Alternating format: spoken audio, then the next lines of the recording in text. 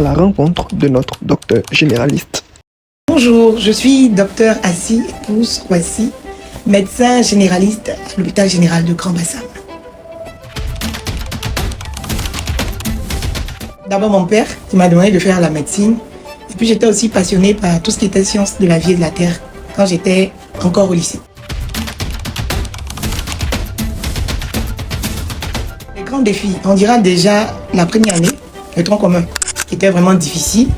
Ensuite la 7e année, qui était une année assez difficile parce que c'était plus la pratique que la théorie. Voilà, mais on dira que le défi pour moi était de sortir un bon médecin. Donc il fallait que je bosse vraiment de manière ardue. Pour être un bon médecin, il faut être d'abord très empathique. Pour pouvoir, c'est-à-dire pouvoir se soustraire à la difficulté d'autrui.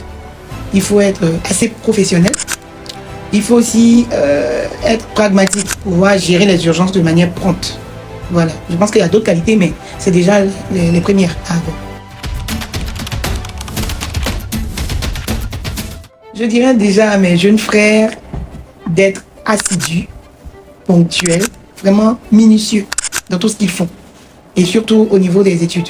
S'ils sont encore au lycée, il faut qu'ils soient vraiment ouverts sur tout ce qui est littérature et matière scientifique. Parce qu'on ne voit pas seulement le médecin comme un mathématicien ou bien un physicien. Il faut déjà comprendre aussi les langues.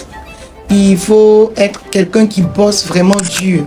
Parce que c'est un métier de longue haleine. Ça commence déjà sur les bancs, à l'école, après la faculté de médecine, et puis jusqu'à la fin de notre carrière. Donc, il faut être vraiment assidu, ponctuel, pragmatique, empathique, un bosseur, voilà.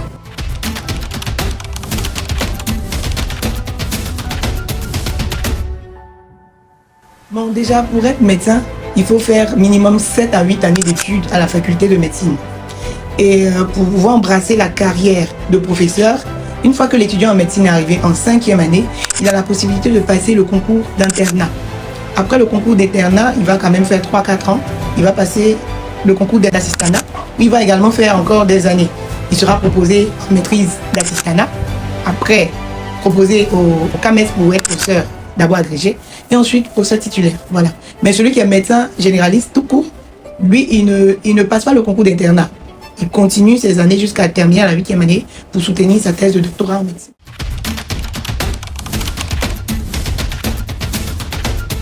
Bon, dans un premier temps, j'ai bien aimé la carrière de professeur. Mais, quand j'ai vu déjà les longues années qui s'égrinaient, et surtout que nous avons perdu en année lors de la crise post-électorale, j'ai préféré rester dans ma carrière de médecin. Médecin simple, sans enseignement. Voilà. Et ça ne m'empêche pas de faire des spécialités. Parce qu'étant médecin généraliste, on peut embrasser des spécialités pour apprendre d'autres choses. Et même là-bas encore, il y a encore une vague d'études qu'on fait pour pouvoir être soit assistant hospitalier ou bien attaché de recherche, qui nous permet d'enseigner, pas comme peut-être le professeur de médecine, mais de donner des cours quand même dans certaines disciplines. Et moi, j'ai opté pour médecine générale et ensuite faire la spécialité. Je le dis toujours, mes objectifs sont à court, moyen et long terme. Déjà, à court terme, c'est de finir la spécialisation pour ne pas rester médecin généraliste, embrasser une autre carrière. À moyen terme, c'est de pouvoir voir comment mettre ce savoir-là à la disposition de tout un chacun, au-delà de ce que je fais en tant que médecin généraliste à l'hôpital général de Grand Bassam. Soit être dans un programme, ou bien aider des ONG à soigner. Maintenant, à long terme, pourquoi pas ajouter d'autres spécialités à ce que j'apprends déjà. Déjà, leur dit d'être fort, parce que quand on commence des études en médecine, il faut être vraiment fort mentalement. Il faut aussi être fort physiquement. Mais surtout, baser sa confiance sur le Seigneur Jésus-Christ. En tout cas, moi, ça a été mon secret. C'est vrai, j'ai bossé dur, mais le Seigneur m'a encouragé, il m'a accompagné sur le long de ce chemin-là. Donc, en plus de toutes les caractéristiques que doit avoir un médecin, il faut surtout avoir la crainte de Dieu. Bon, le plus gros challenge réalisé, déjà sur les bancs, on dira, c'était de faire ce parcours avec brio, sans interruption, sans répondre à des crédits à payer, c'était le plus gros challenge pour moi parce que c'était vraiment compliqué. C'est vrai que j'ai fait des sessions, mais j'ai pas repris d'année.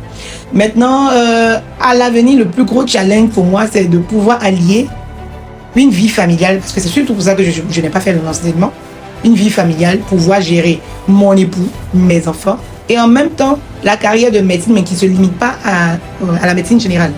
Voilà, une carrière de médecin spécialiste qui sait, peut-être embrassera d'autres horizons en dehors de la Côte d'Ivoire. Voilà. Bon, j'avais déjà commencé la dermatologie ici en Côte d'Ivoire, mais je suis en train de voir comment ajouter d'autres spécialités à la dermatologie. La nutrition, par exemple, ou pourquoi pas gérer le volet santé mentale. Parce qu'on voit que nous tous, on est beaucoup stressés. Il y a beaucoup de gens qui ne connaissent pas Jésus, donc côté mental, c'est vraiment la catastrophe. Donc allier tout ça en un tout, je pense que ça va faire de moi un médecin assez compétent. La dermatologie, c'est la science qui étudie la peau dans tout son sens. Qui dit peau, voit cheveux, cuir chevelu, tout le revêtement de notre corps, c'est de la peau. Voilà, donc c'est la science qui permet d'étudier tout ça.